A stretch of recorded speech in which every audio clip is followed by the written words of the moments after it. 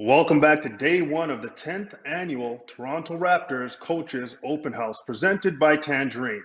I'm Sherman Hamilton. If you are just joining us, make sure to pay attention. After each session, we're going to have a pop quiz, a Kahoot. We'll put all the information up on the screen. You can follow along on your phone, and the person who answers the most questions correctly, the fastest, wins. So yes, speed and accuracy matter. The person with the highest score will receive a Raptors signed jersey. All right, joining me in conversation is junior NBA lead clinician Jeremiah Boswell. Jeremiah is a former basketball professional player after playing from Georgia, playing in Brazil, Bulgaria, Switzerland, Hong Kong, and Macedonia. When his playing days were over, he moved into youth development and is frequently featured on junior NBA social media platforms, offering up personal and training tips and tricks. Jeremiah, thanks for joining us. How's your day going so Thanks for far? having me. Everything's great. Thanks for having me. I'm excited to be here. Hope I can answer some of those questions right too that you were talking about on Kahoot. I'm sure you'll be very, very good at this, Jeremiah. But thanks for doing this. We really appreciate this. So, we brought you here today to talk about what it's like coaching in the quote unquote new world. COVID 19 has changed everything. It's changed the way that we play, the way that we train, and we all have to make those adjustments. So, let's start with this. As a coach, did you find your athletes were ready and willing to jump back into the gym and get it going? Or was there some reluctance based on the shift that's happened in society? Yeah, it's a great question. For me, honestly, the kids want to play. Kids like games, period. They like being outside and playing different sports. Excuse me. So they enjoy, they want to play games. They want to move around. They want to be active. It's just they have energy and they want to do stuff. So the kids, I think, were fairly comfortable. They want to be around their friends and talk and communicate. Parents sometimes are the ones that have to gain a little more comfort. But ultimately, we want to make both comfortable and make sure everybody is confident in what they're doing. But to me, the kids are hungry. They want to play. It's a great game. Who wouldn't want to? Now, you mentioned comfort a few times, Jeremiah, and it's a great point. When you think about it, everything seems uncomfortable until it's comfortable again in this new world. And when you talk about training indoors, how did you make sure to get these players comfortable and not as reluctant about being in those indoor spaces again? Yeah, I think first of all, you got to follow local guidelines. That's the most important part. If it's not okayed to be inside and practicing in a gym, you should be outside. First and foremost, safety comes first. I think really the key to success in a gym is thinking about making the kids feel like they're at home or their parents feel like they're at home. So there's no more risk for you in this space than there is when you're at your own house. And so how do you do that? Right. So when you go to new spaces, you're worried about, how many people am I interacting with? Where are the germs coming from? And how can you minimize the impact of those elements? And so, you have to take steps to make sure that the parents see and feel, and the kid sees and feels that they're in a very safe environment. And those concerns and those kind of raised tensions can be lowered. Now, when you look at this time, I mean, most athletes have tried to do things on their own during COVID to try and stay in some kind of shape or keep their skills up to par. But, a lot of them weren't able to really engage the way that they're used to prior to COVID. So, how do you make sure to structure your practices or your workouts to make sure that you incorporate that idea of knowing that they haven't been as active as they were previous to COVID? Yeah, so a couple of the elements mentioned before is like we've got a safe space with mask on and distance, and everybody brings their own ball. And part of that, every kid bringing their own ball means, when we're in that space, they can dribble around and have a lot of fun on their own. And reps are coming more frequently for them, right? So you don't have two basketballs and 10 players. I think to structure it, I like to make sure they come in and they fall in love with the game again. So their first segment of time, I just want them to have fun. And depending on the age, that means different things. But, if a kid can just dribble around and shoot, and in their mind, they're, making playoff moves and step backs, they're having fun. And I think that's the first piece of it. So I want them to have fun first. Then, to your point, we need to make sure that the kids are, their bodies are prepared, right? Injury prevention is critical across all ages. So we want to make sure there's a good warm up. Again, for the younger kids, that's going to be more fun, where you're kind of tricking them into a warm up. For the older kids, it might be more dynamic. So you get into that, and then you want to make sure they have their feel and their touch. So if you haven't been around the ball or haven't been bouncing it off a hardwood floor, you need to get that touch and that feel back, with some good ball handling drills and some shooting drills. And then again, I like to finish by having fun again. And sometimes that'll take shape in some shooting competitions, whether it's a competition that you're competing against yourself in a previous score or others at other baskets. But I like to kind of bookend everything with fun, and I think that's important. Jeremiah, been in the gym and training athletes. Have you had to change your approach as a leader? Absolutely. Things are different. They're different for everybody. They're different for coaches. They're different for parents. They're different for players. So, yes, we're all living on the fly. I'm trying to come up with new creative ways to engage kids on the court. Maybe the way I communicate is a little bit more succinct. I think different structure in terms of if there's multiple kids on a court. Maybe we're at 4 baskets with 1 kid at each basket. We all come in and we talk. We're socially distanced, but we talk, we share a drill, and then they go out. And I'm kind of moving in a different pattern to coach, as opposed to everybody at 1 basket, or whatever the structure may be. So definitely adjusting my style, delivery. I put a lot more thought into, not that it wasn't important before, but just kind of where the kid is, socially and emotionally. I think that's a big part of what's going on with the youth. So maybe I'm asking a few more questions, personal questions, just to let the kids share and engage, and me get to know them, and where they're at a little better too. Now, Jeremiah, you've touched on a few things that you've had to adapt throughout this time and this situation. But when you talk about trying to really figure out the best practices during this time, what can you pinpoint as some of the best things that you've implemented or adapted to ensure that these kids are learning and having a good time? I think, like I said, having fun is super important. So I've actually found ways to make things a little bit more competitive.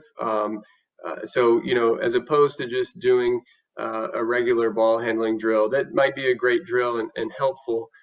Now I've been able to, for more of those drills, kind of put a time or a score to them. And, now we're competing against ourselves, but we're also competing against our other teammates. Maybe we have a leaderboard. Maybe we have, a goal that we're trying to reach. And so I think kind of structuring that competition with score and time has, with almost every drill at this point, has allowed some more growth and development, also more fun for the kids. So I think that's a big element for me. Earlier in this discussion, you talked about, you know, being in contact with the kids and understanding and kind of having those conversations about where they are mentally. And that's a huge element in terms of not only socially, but even with athletes, making sure that we connect to their mental health and wellness and make sure that we check on that. So how important is it for you as a coach and as someone who's trying to develop the youth to make sure that you stay in contact with that element of these young athletes? It's so important. I think just on an everyday basis, even before COVID, in a lot of ways, youth coaches wear so many hats. We're bus drivers, we're coaches, we're mentors, we're therapists, like you name it. So you really have to coach each kid as an individual. Now, during these times, you even have to have a better pulse on it. And I see it with my 9-year-old daughter. Not having sports for a while and not getting as much interaction with some of her friends has really hurt her, mood and where she's at day to day.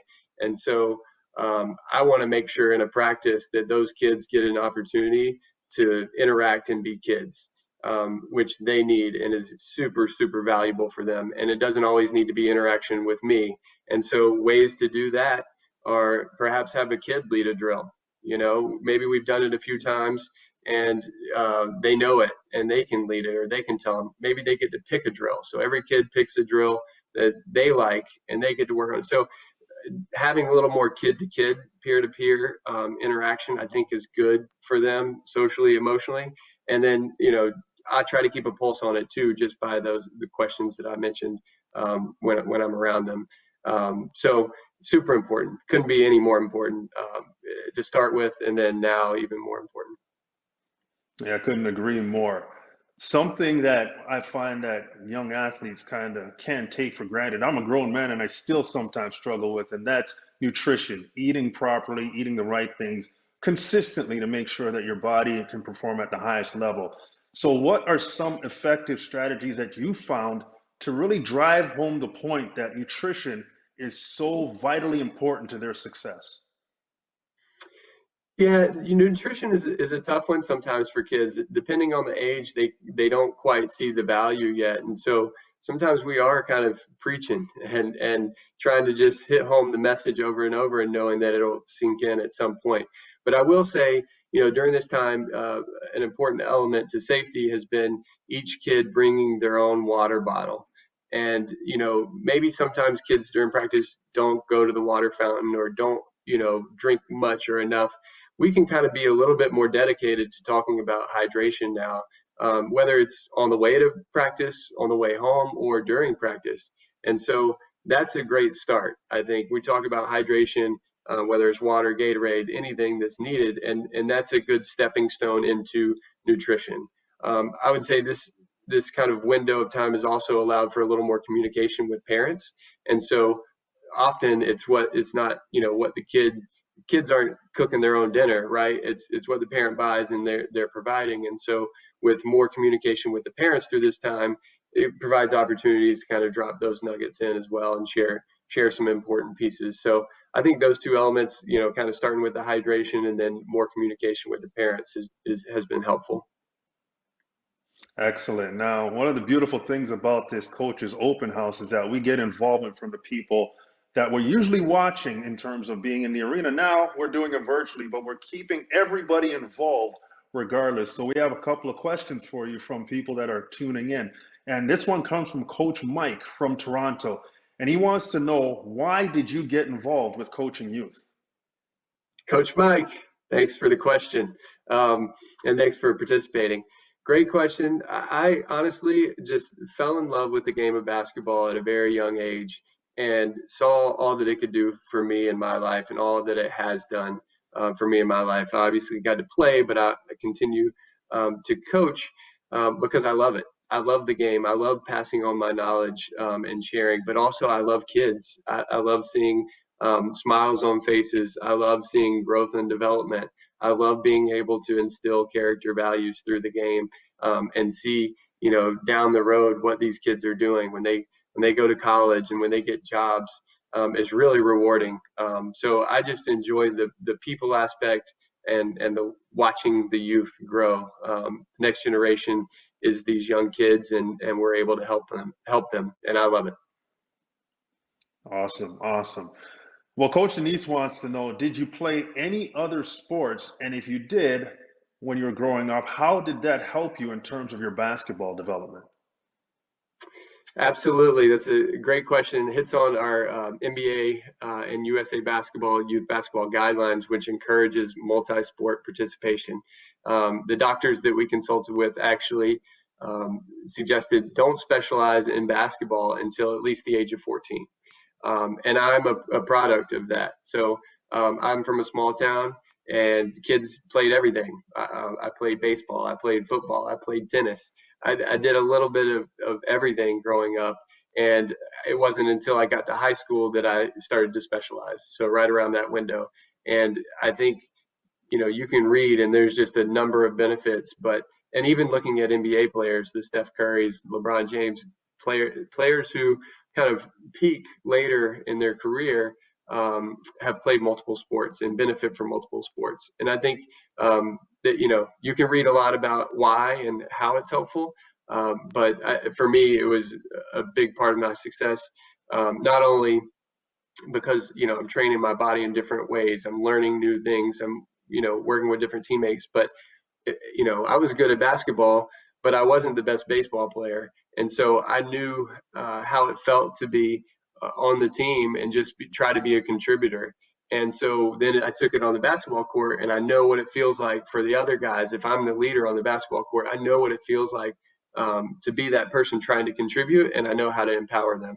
So I think number of reasons, definitely multi-sport participation, specialized late. Obviously, you've been influenced by a lot of coaches over the course of your athletic career. And Coach Amari wants to know, what is the one piece of advice or encouragement that you received from a coach that you still remember and utilize to this day? Yeah, I think like many of us and many kids that we're dealing with now, the words that coaches say have a lot of value for us, right? And so you hold on to those and it means something. And I really respected and um, appreciated any affirmation I got. It kind of validated the stuff that I was going through. And so I had a coach, I was struggling a little bit in kind of that eighth grade, ninth grade window with just confidence. Like I would suppose, maybe go to an event, but I'd be scared to go into the gym. And once I was in the gym on the court, it was great. I was able to play and do really well, but I was nervous. I was scared, and there were times where I didn't go into the gym. I actually said I can't do this, and I had a coach that told me and actually gave me a book, but said feel the fear and do it anyway, and basically kind of empowered me to know that what, I'm nervous. It feels like fear. I'm scared, but I can take that step and I can do it anyway. And really kind of encouraged me there and gave me that confidence to take that step. And I think that's just always stuck with me anytime I've had challenges or fears or nervousness, even doing things like this, right? You have to just take that step. And so that's carried on for me throughout life. Awesome. Great words of advice. Thank you so much, Coach. All right, everybody, this concludes the first portion of our discussion. We will be returning with Coach Jeremiah momentarily. We want to say a big thank you to Tangerine. Without them, this wouldn't be possible. All right, we're going to take a quick break and come back. And we're going to come back and we're going to discuss something that's very important that is happening across the board, and that's coaching in the virtual world.